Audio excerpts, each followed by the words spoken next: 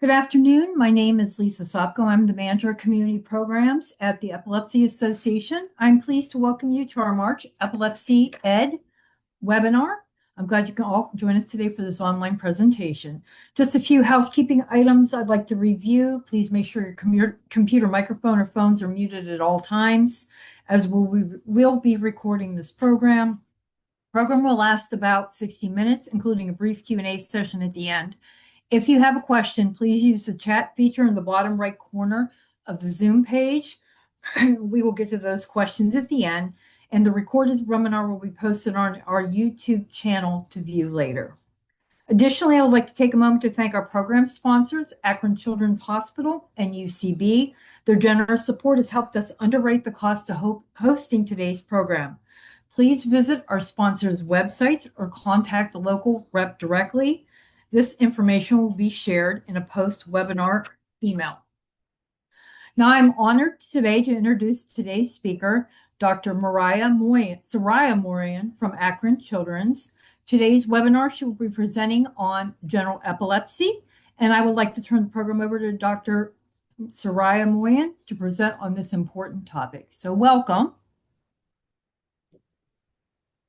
Hi there, everyone. My name is Dr. Seizure Moyen. I'm a pediatric epileptologist at Akron Children's Hospital, and it's a pleasure to be able to connect with you all today.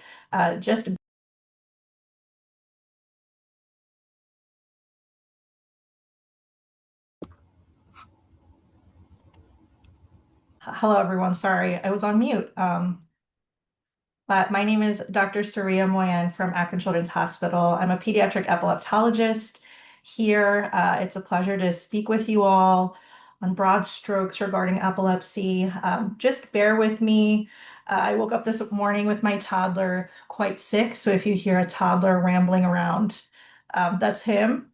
But, you know, today again, broad overview of epilepsy and different parts of just what does epilepsy mean?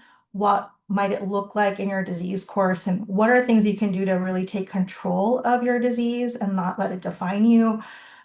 My hope is that this information can empower you or others if whether you are a patient with a new diagnosis or somebody who has chronically dealt with this, or your family or friends with somebody with this diagnosis, or have acquaintances with this, that you can take this information and feel more confident in navigating the disease process and helping others navigate their diagnosis.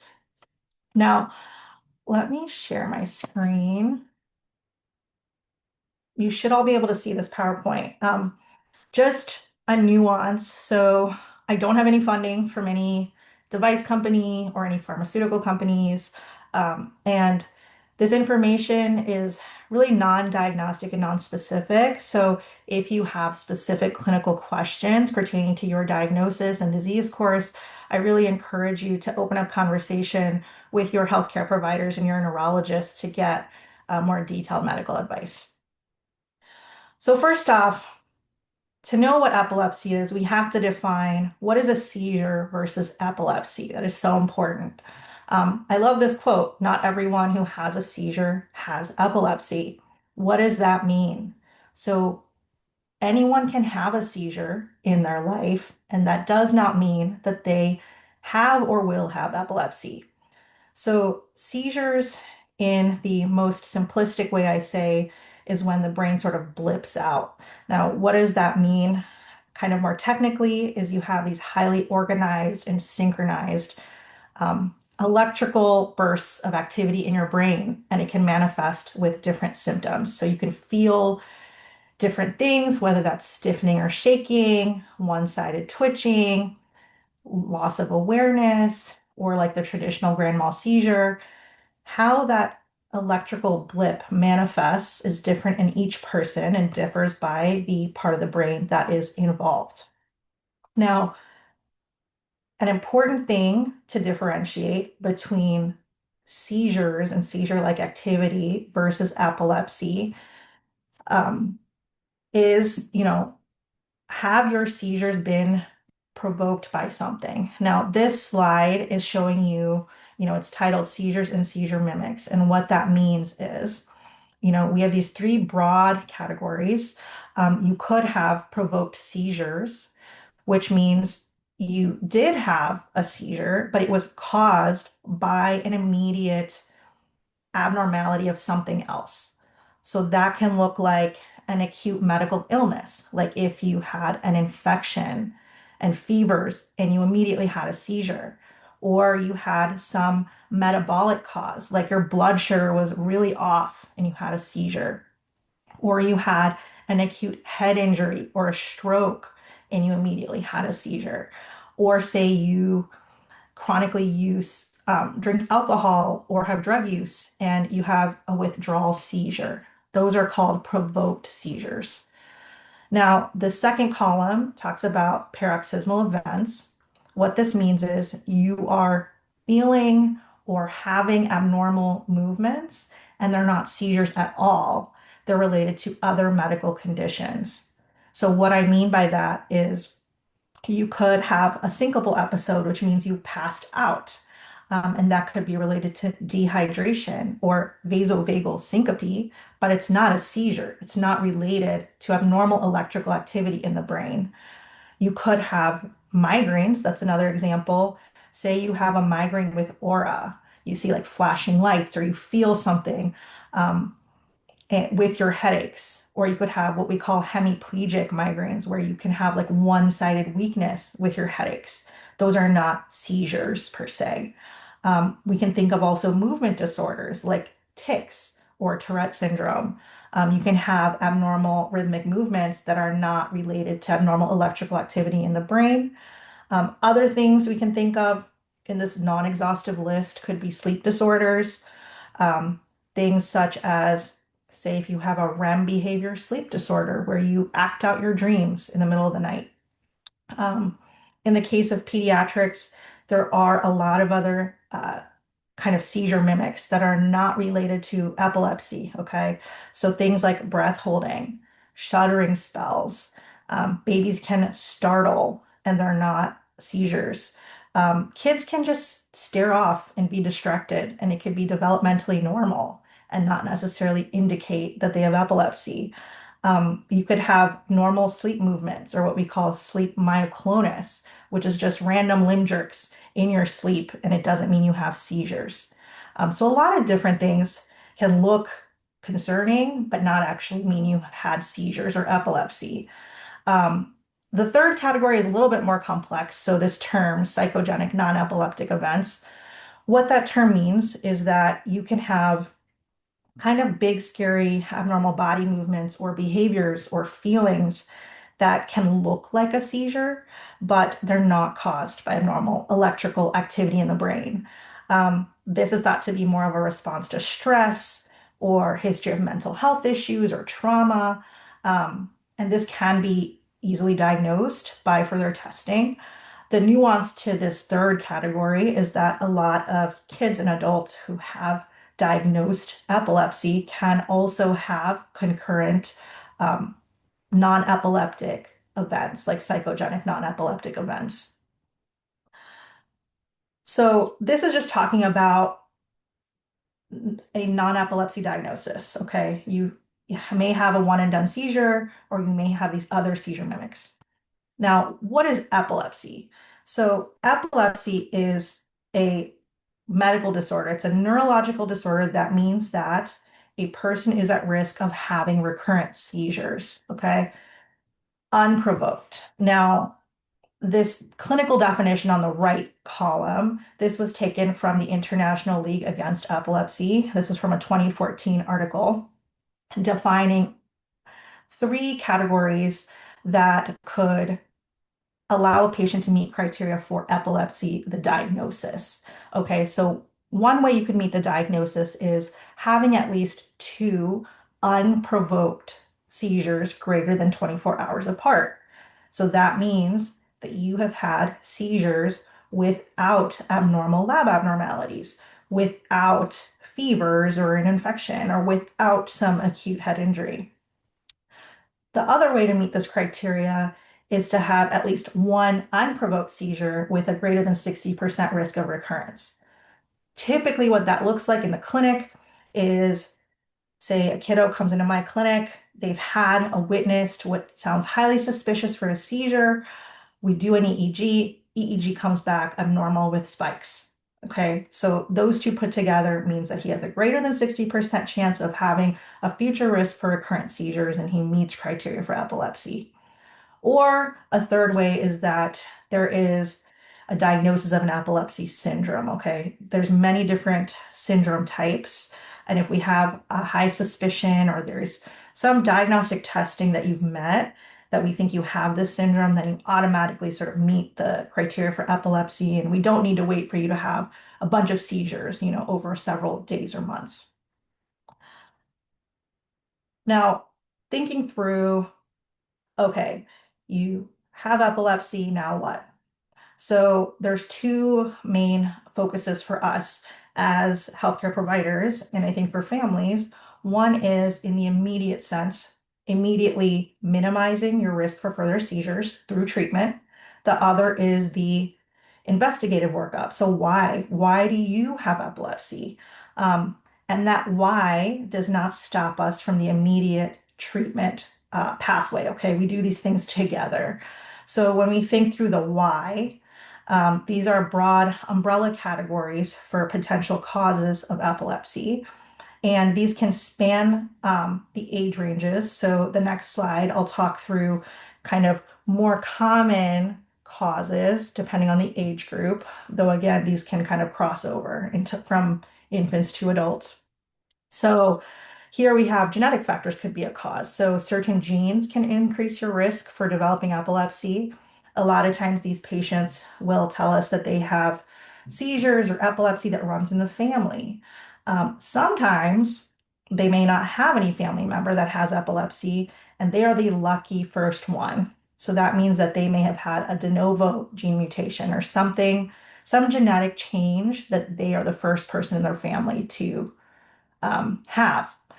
Other things can be infections or inflammation. So if there was a prior history of, say, meningitis or encephalitis or autoimmune disease, um, it can cause epilepsy later on. And so what that really means is um, you've had now some change to your brain structure from that acute infection, inflammation, and brain injury. And now you may have either scar tissue in the brain or areas, where there were initially brain cells that have died off, softened off. And so that brain structure is inherently different and can be irritative and a cause for seizures. Metabolic causes can also cause epilepsy. So this is thinking through if there's any dysfunction in how your body breaks down food and toxins, if there's abnormalities to those like enzymes or proteins, this can cause epilepsy. Brain injury, you can kind of lump together with like infections, inflammation. So if you have a history of traumatic brain injury or a stroke, stuff like that, it can lead to seizure disorders again, because after that acute injury, when you initially have that stroke, there's long-term brain changes that can happen and you have scarring there. And it's just very different from the healthy brain tissue it was before that insult, we call it. Now, there's also structural causes like brain malformations that can cause epilepsy. Typically, we catch these earlier in life. Sometimes we might catch it when a kid is like a teenager, incidentally on an MRI, but these can also cause epilepsy. Um, Now, causes through the ages. This is just looking at the different umbrella terms through the lens of like the age groups, okay? So in babies, typically we think of things like congenital brain malformations. What does that mean? Sometimes a part of your brain may be larger than the other side. Sometimes parts of the brain may be formed differently. Sometimes parts of the brain may be missing. Um, there's also birth injuries, like lack of oxygen during some type of traumatic birth history, or the term you may have heard is HIE or hypoxic ischemic encephalopathy. And what that means is at some point in the delivery or birth process, the baby suffered from lack of oxygen to their brain.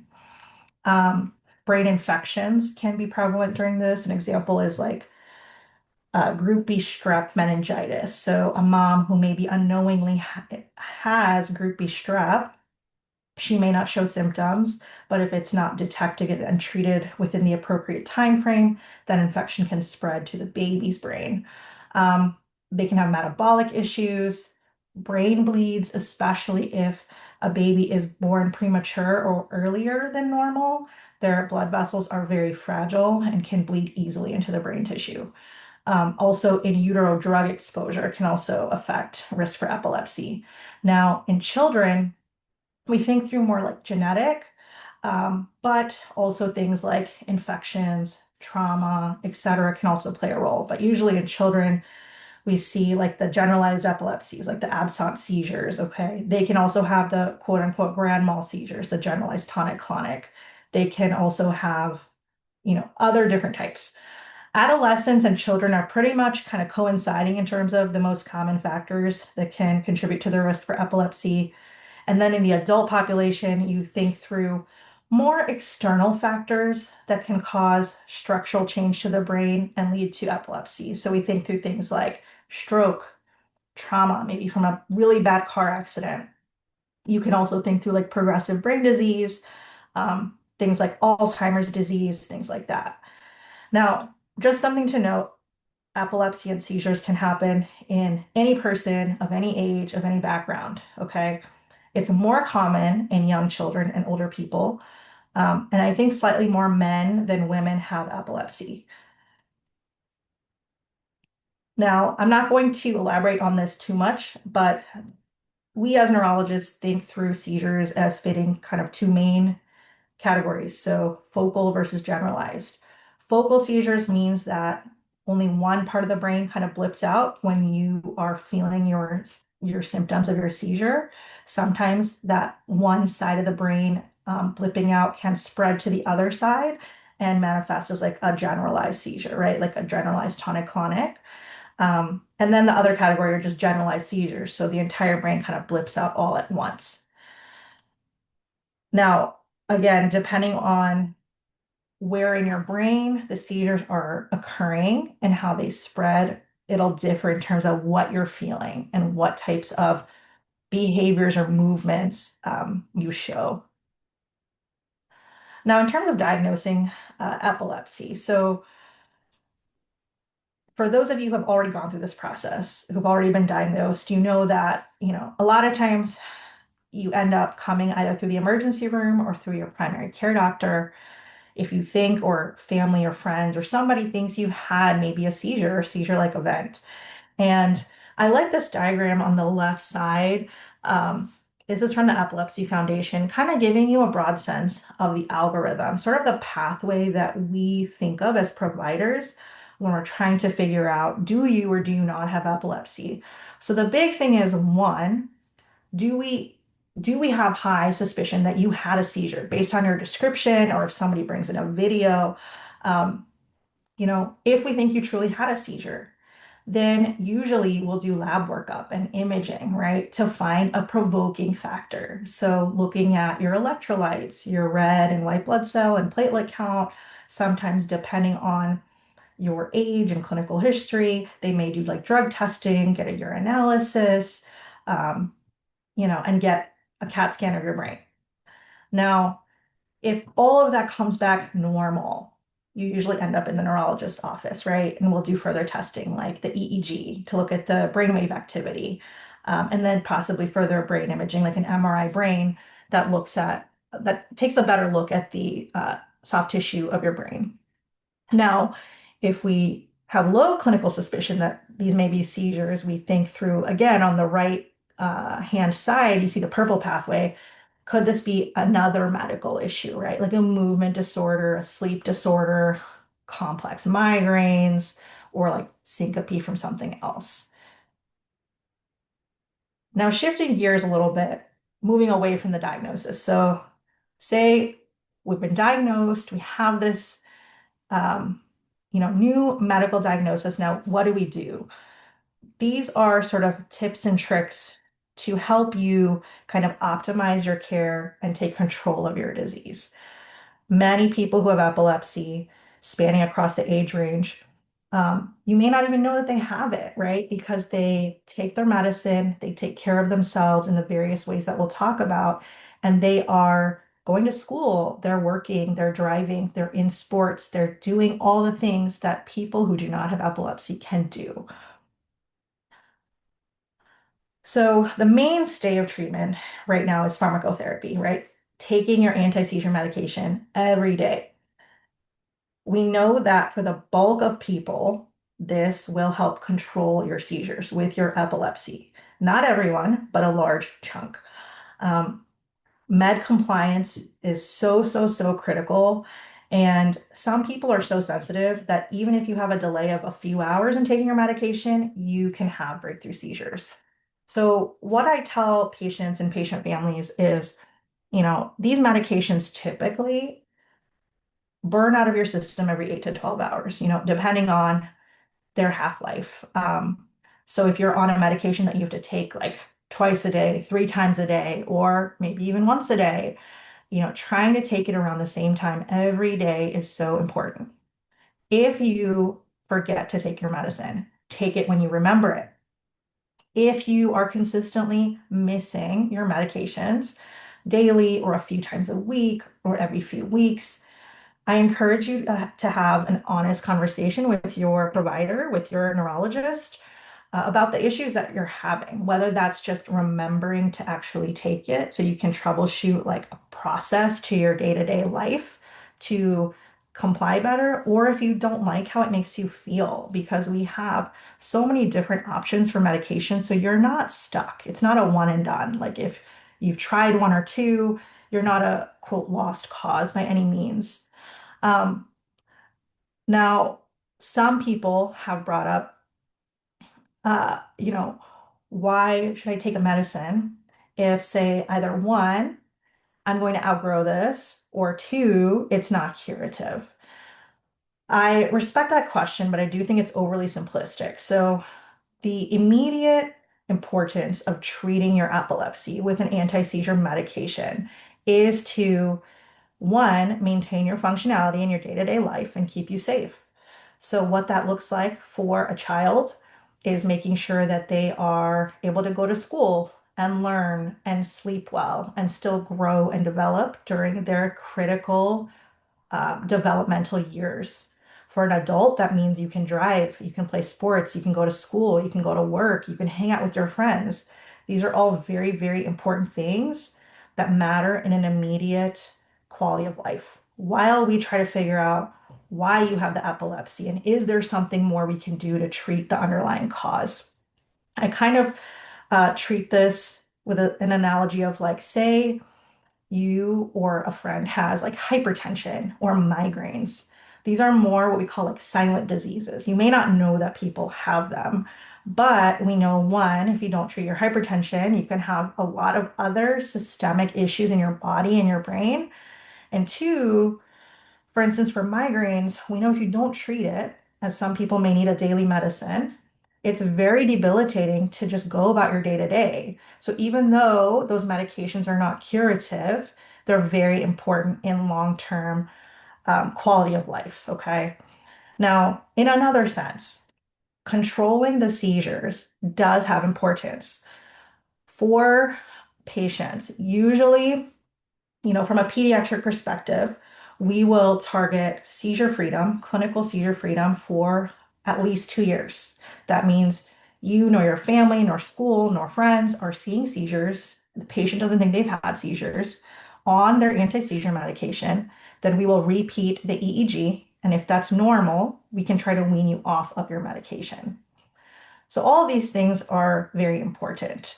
And if medications are not working, you've tried multiple different regimens and you're not tolerating them, or you're just not getting the seizure control that you want, I would have a conversation with your neurologist or epileptologist about alternative therapy, such as, say, diet therapy, like ketogenic diet, or surgical options. For instance, this is where we try to bring you in for a more complex EEG, where we see if we can localize all of your seizures to a part of your brain and decide, is that area of the brain safe enough to surgically resect to improve your seizure control?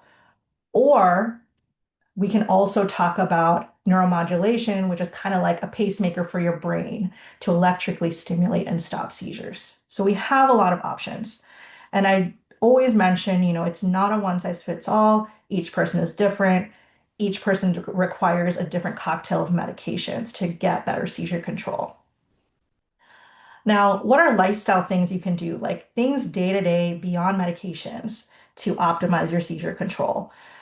Maintaining a consistent sleep schedule is so important. That means trying to avoid sleep deprivation or an erratic sleep schedule, because this puts you at increased risk for seizures. This also includes treating things like medical issues, such as sleep apnea or sleep disorders that may cause increased sleep disruption. Other big things are like identifying your seizure triggers. For some patients, flashing lights can trigger their seizures. So either one, trying to minimize or avoid things like that, like certain video games or movies or rides, or we do have blue light lenses that can help minimize that. For some people, alcohol and drug use can increase their risk for breakthrough seizures. So, limiting your alcohol intake and avoiding drug use as much as possible. Another big thing is really maintaining good infection control, right? So, if you have illness, you can have seizures, and we don't know if it'll be from the mild cold or a more severe flu infection. And we don't want you to end up in the hospital from a prolonged seizure or, say, status, where you need to come into the hospital for IV medication and monitoring and intubation and et cetera. So, emphasizing taking care of yourself, maintaining good hand hygiene, trying to minimize contact with people if they're really sick or you feel sick, wearing a mask, keeping up with your vaccines, all of those things are very important to just minimize your risk for breakthrough seizures from illness. And then, of course, just good diet, healthy eating, stress management techniques are always important. Now, what are safety precautions you should take at work or school or sports, knowing that you have epilepsy? Um, Big thing is supervision around water. So that means if you are in a pool or a lake or a pond or you play water sports, to ideally have a lifeguard, but realistically having some type of adult supervision. So if you were to have a seizure, we prevent drowning. If you take a bath or shower, I tell patients to keep the door unlocked. It does not have to be open, but if you were to have a seizure or somebody thinks you've had a seizure, they can go in to help you. If you work, avoiding heights or operating heavy machinery. Also, uh, informing your friends and family, of course, to your comfort level, people that you are around a lot about your diagnosis so they can help support you and it can open up discussions on how to support you.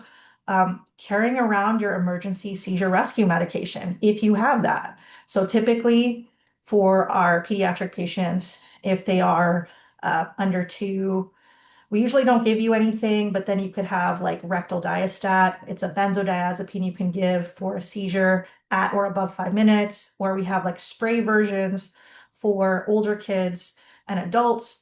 The standard sort of counseling we say is for a seizure at or above 5 minutes, but depending on your seizure control and what that looks like, that number is not like a fixed rule. If you don't have an emergency seizure rescue medication, talk to your provider to see if they can prescribe you one. And this is something you really should keep on you at all times wherever you go, so that if you were to have a seizure, somebody can give it to you. If it's a child, usually we give you a seizure action plan for school or daycare, or say like elementary or high school or college. For adults, you may need to just have like a formal medication plan to have it. Some people have like the epilepsy medical ID bracelet. Some people do have seizure detection devices, and I have families ask me about this a lot, if there's any good ones. So there are two FDA approved devices for, the older kids and adults. One is called the Embrace or Epi monitor. It's a specific wristwatch device to detect seizures. And then there's a new Apple application called like the Epi Watch that's been newly FDA approved. To be honest, I don't have a lot of experience with the new Apple application, but even with the FDA approved like Epi monitor device, it captures mostly the big seizures, so it may not necessarily capture subtle seizures, but it can be helpful for, say, teenagers or older kids who do spend time independently or maybe alone in the house for a few hours to help parents kind of feel reassured and help kind of pattern and keep track of their seizures. Also, another thing is if you have a breakthrough seizure, we counsel you that you should refrain from driving for around 6 months. That's not an Ohio mandated law. A lot of other outside states do have legal restriction for driving, but this is more so to maintain safety for you and others if you were to have a seizure, say within the last month or so, to make sure that you won't have another one to prevent more serious injuries for you or others. Now, potential triggers for your seizures. So these kind of overlap with all of the sort of lifestyle medication management we talked about. So missed medication doses, like the biggest reason behind breakthrough seizures. Okay, so med compliance is so critical.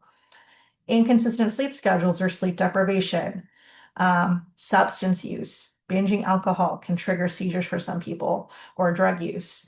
Of course, illnesses, head injuries. Some people can have what we call catamenial epilepsy, which means that their seizures ramp up or occur during the times of their period. If you think this may be you when you're tracking your seizure control, you can have a talk with your healthcare provider, your neurologist, because there can be several ways to help you manage this. One can be just like hormonal therapy, like birth control to minimize or eliminate your periods, or another pathway could be sometimes we will use medications such as acetazolamide. It's not a classic anti-seizure medication, but some literature has shown that if you give that medication during the time of their cycle, during a specific time of your cycle, that it can help minimize or control your seizures. Okay. So it's worth it to bring this up to your neurologist if you think this fits the pattern for your breakthrough seizures. Other things, I don't think I included on here, but just, dehydration, not eating well, etc., things like that. Now, what are sort of comorbidities of epilepsy? So that means other medical issues that can occur alongside for patients who have epilepsy. There's a multitude of things, but the big ones that we think of and want to address, one are mood disorders. So if you either have a history or think you have like new onset feelings of anxiety or anxiousness or panic, or feel down or more low than usual, or think that you have symptoms of distractibility or inattentiveness like ADHD, I highly encourage you to have a conversation with your neurologist, okay? Because these are very real and could be undiagnosed and undertreated medical issues. Usually, we will connect you to like a psychologist or psychiatrist to help us sort of manage these symptoms. We know that patients with epilepsy can have sleep issues that can range from, inherently, if you have spikes going off in your brain, like that irritability, that abnormal electrical activity, even if you're not seizing, if that's happening day and night, that can disrupt your sleep. We know that certain anti-seizure medications can also disrupt sleep in the sense that it may make you feel drowsier during the day and throw off your sleep momentum if you're taking naps during the day and you're having a hard time falling asleep at night. So there can be like a multitude of things. And it is important to bring this up with your provider. And we know that that cycle of like sleep deprivation can cause you to have increased breakthrough seizures, and it's just like a vicious cycle. Now, thinking and memory. What this means is that we know that for people who have epilepsy, they can have deficits in executive function, memory, and language. Now, what that means is, say, for instance, and again, this is not an all-comprehensive list. Um, Say if your seizures are coming from the left side of your brain. We know that language is on the left side typically for most people. So you can have issues with language. Specifically, we can see like word finding difficulty. Or if your hippocampus, which is a part of your brain that's sort of tucked into the temporal lobe, we know that if your seizures are coming from the hippocampus, that is involved in short-term memory. So that could be something you feel a deficit in or struggle in. Now, if you have seizures that are coming from like the frontal lobe of your brain, which is involved in executive functioning, okay, like making decisions, organization, large um, sort of tasks of your day to day, and you have seizures coming from that area, you may feel deficits there. So if you feel like you have any of the above problems, right, in your executive functioning, language, or memory, bring it up to your neurologist. We can do things like a formal neuropsychological testing where they test for all the different modalities. And this can help, especially for our younger, like children and young adults, for school assistance, like with an individualized education plan or a 504, or help adults or children with long-term planning, especially if they're planning for maybe a surgical resection for their epilepsy to get like a baseline evaluation. And then we usually do a repeat at some point. Um, Also, we know that certain anti-seizure medications can affect your cognition. So a common one we think of is zonisamide. Patients can tell us that they feel something called brain fog, where they have difficulties with like concentration or attention or memory or speech. And this is not every patient, but it is a possibility.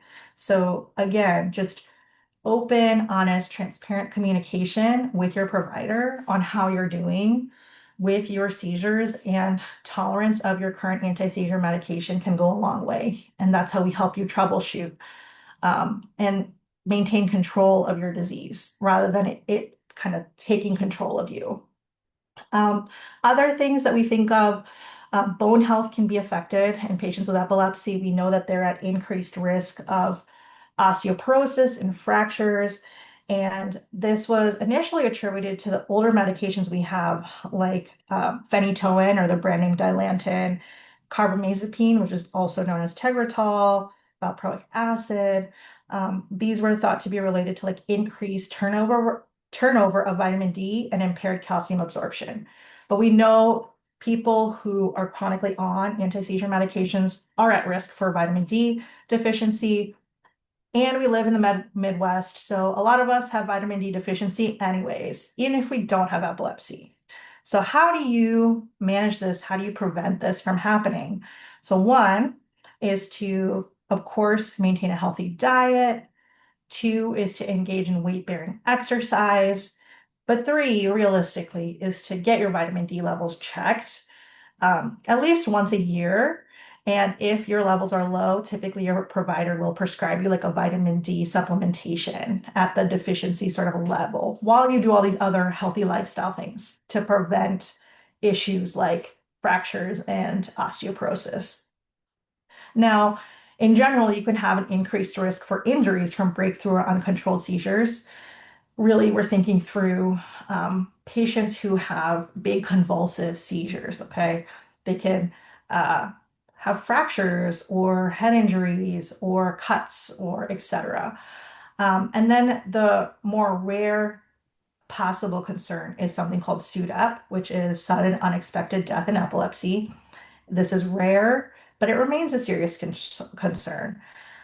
Many slash most patients do not undergo this, but some patients will, and we don't fully understand what causes this. We're not even necessarily sure that when they do die, that it was from a seizure itself, but maybe from long-term complications. But the best way to minimize your risk for this is for med compliance, transparent communication with your neurologist, and really, really maintaining good lifestyle habits to avoid seizure triggers and maintain seizure control as best as you can. Now, thinking through long-term prognosis for epilepsy. So this is very cloudy because it varies from person to person. So really depending on the age of onset of your seizures, what the underlying cause may be, and how well you're gaining seizure control in our shared sort of labor of us discussing medication options, you working on lifestyle and trigger management. This also all plays a role in how long your epilepsy may stick around. Now, generally speaking, coming from a pediatric epileptologist, children often have a higher chance of outgrowing their condition. If the epilepsy is diagnosed in adolescence or adulthood, the seizure risk can last longer, okay? But again, this is with the huge nuance of it really, really varies patient to patient depending on your diagnosis and workup. Now, with our patients in the clinic, one caveat is that we say in our pediatric population, if we do not find a cause, say we call it idiopathic epilepsy, which means we don't know why you have it, but your workup is all normal, the genetic testing, the imaging, lab workup, everything, but you have epilepsy. Those kiddos, if they are otherwise neurodevelopmentally normal, no family history of seizures, everything else kind of checks off in terms of it being unremarkable and normal and healthy, they're at higher chance of outgrowing their epilepsy.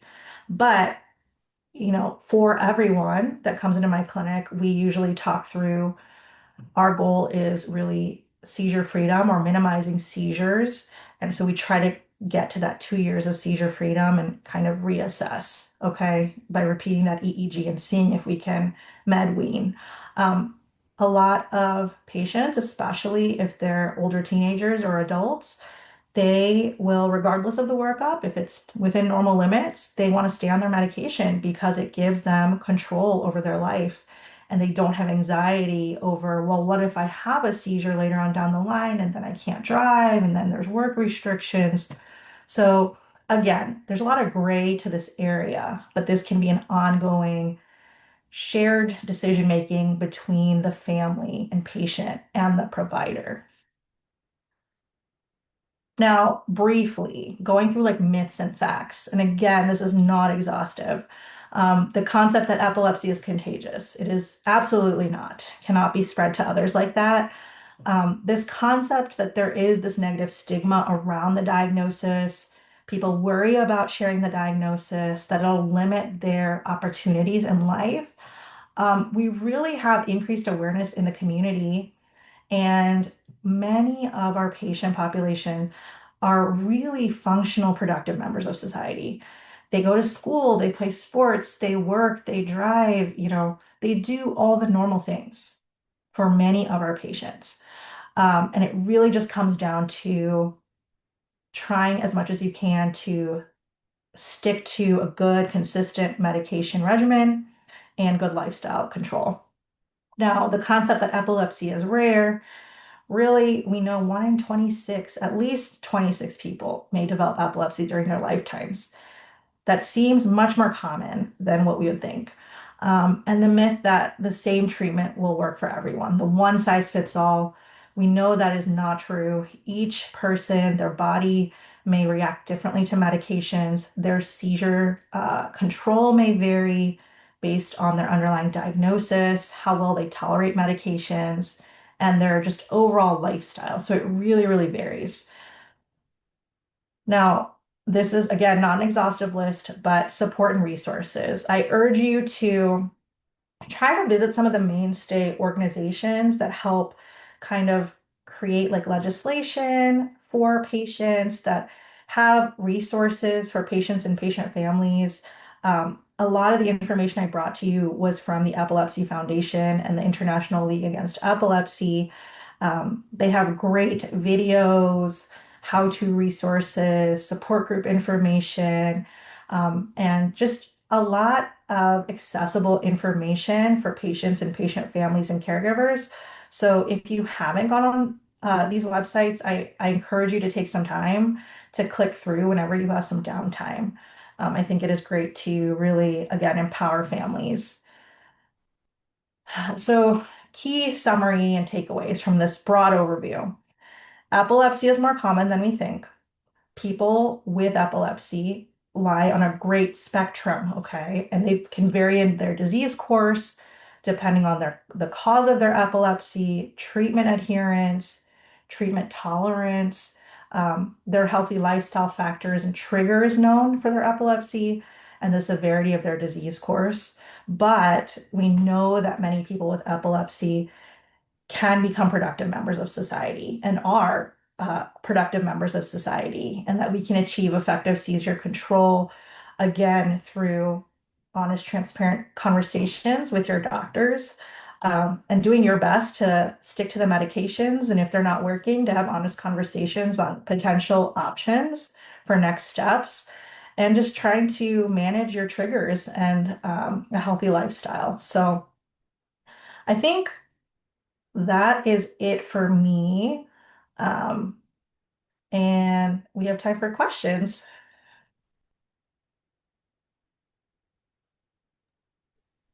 Hi, hello. My Hello, yes, I can hear name, you. Hi, my name's Pam Arkwell, and I'm actually joining you from the UK. My grandson was diagnosed with leukemia around and about 3.5 to 4 years old. Luckily, that's, he's over that, he's in remission, and everything seems to be okay with that. However, it left him with what they originally thought was a methotrexate encephaloscopy, if I've said that right. And he started having seizures where he would pass out and just fall out of nowhere. They At the moment he's currently on sodium valproate and cloprazam, and also on a K-Vita diet, which has helped enormously. However, my daughter has read somewhere that magnesium can help as well, but we're a little bit. She's got an appointment with her the epilepsy doctor here in the UK on Thursday, and but I wanted to see what you thought of, if you had any advice, really.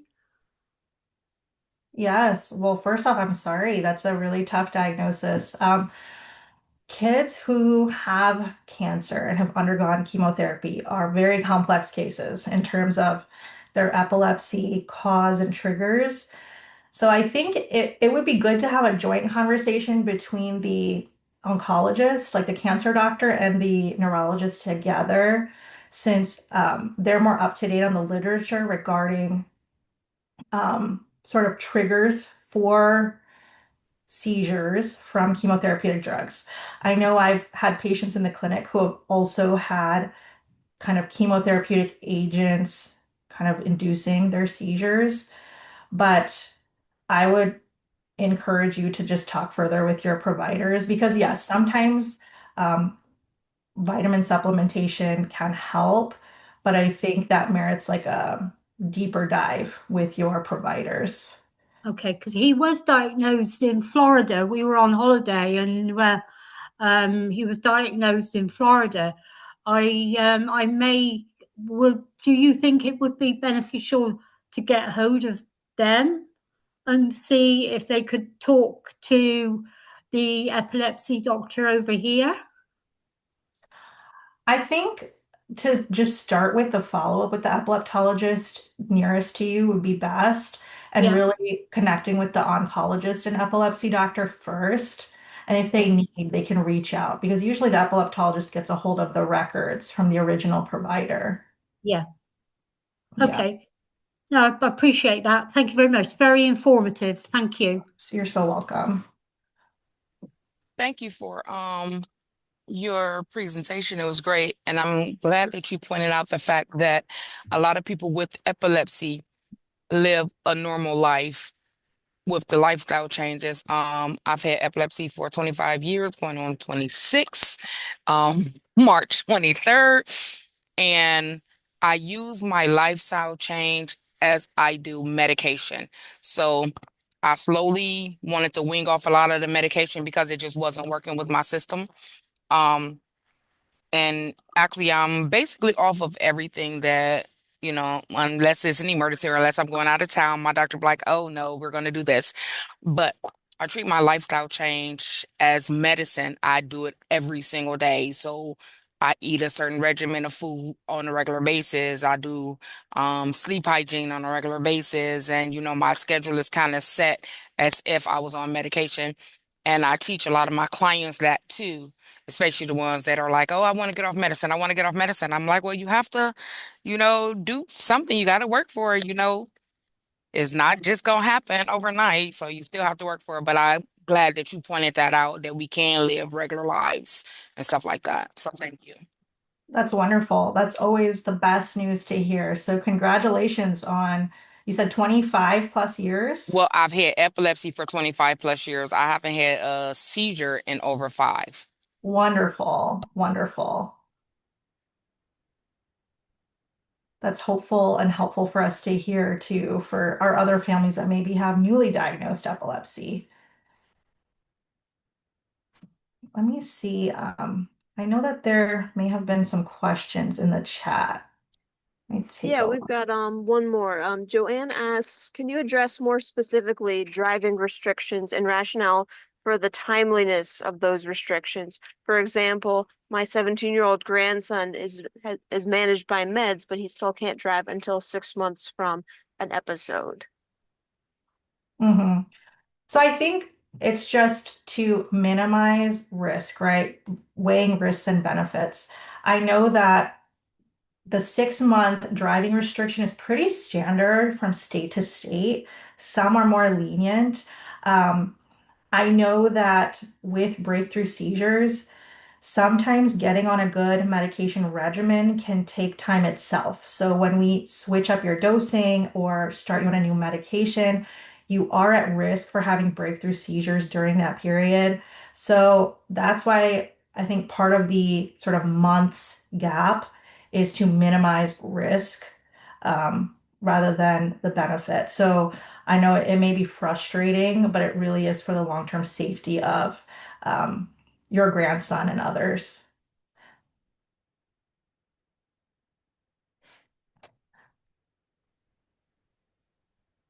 If any other questions anyone wants to put in the chat at all? No? I don't see any Okay. more. I think I you're don't know good why to the move slide on broke. then. Yes. All right. Well, thank you, Dr. Moyan. That was an excellent presentation. Really enjoyed the breakdown, just talking very much in, layman terms. It was very easy to understand. It was very organized. So that is very much appreciated.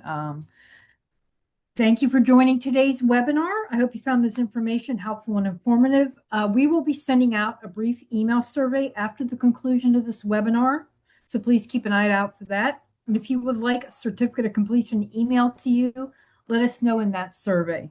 I want to thank our sponsors again, Akron Children's and UCB, and I want to make note of some of the Epilepsy Association's upcoming events. So this is the first webinar of the year.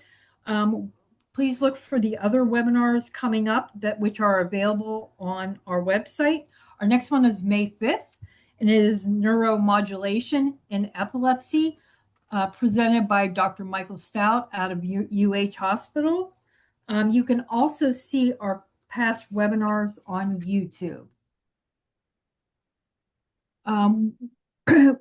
With the event calendar set for this year, you can visit epilepsyinfo.org to find the dates and learn more about our events.